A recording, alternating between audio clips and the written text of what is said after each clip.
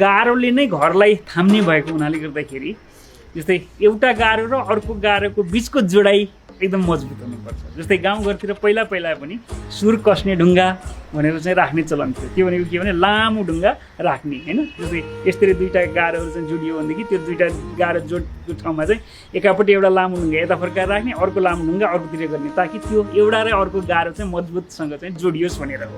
आजकल चाहिँ हामीले ढलान र चाहिँ डन्डी प्रयोग गरेर मसिनो एउटा सानो त्यस्तै खालको चाहिँ ढुङ्गा जस्तै तर दुवैतिर एल सेपको त्यस्तो खालको चाहिँ बनाउने स्टिच भनेर भन्छौँ, त्यो बनाउन सकिन्छ। अथवा सुर कसने बन्धन बनाउनुपर्छ। अब कुना त कसियो, भुइँचालो आउँदाखेरि एउटा गारोले अर्को गारोलाई चाहिँ सपोर्ट गर्यो, त्यसले गर्दाखेरि हतपत्त कुनाबाट लड्न सुरु हुँदैन, कुना चर्किनबाट पनि बच्छ।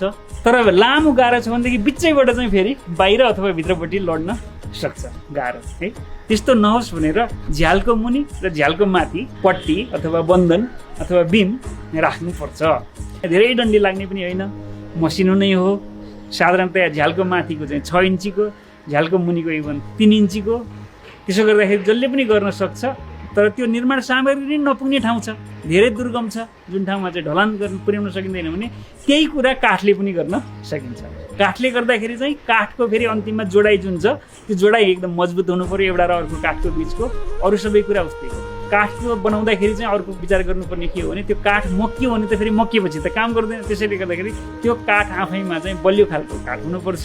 फेरि चाहिँ काँचो हुनु हुँदैन, राम्रोसँग सुकेको, राम्रोसँग चाहिँ त्यो चाहिँ पाकेको काठ भयो भनेदेखि मात्रै बल्ल चाहिँ त्यो पछिसम्म पनि राम्रो हुन्छ।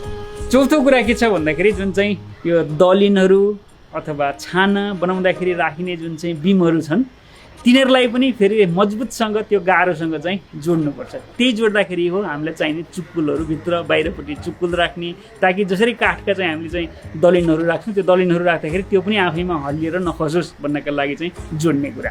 यति कुरा विचार गरियो भनेदेखि यो चाहिँ गाउँघरमा बन्ने ढुङ्गा माटोको अथवा इँटा माटोका घरहरू पनि इँटा सिमेन्टका घरहरू पनि सुरक्षित बनाउन सकिन्छ। विपद बारे चासो राखौं, चनाखो बनाऊ। राष्ट्रिय विपद जोखिम न्यूनीकरण तथा व्यवस्थापन प्राधिकरण।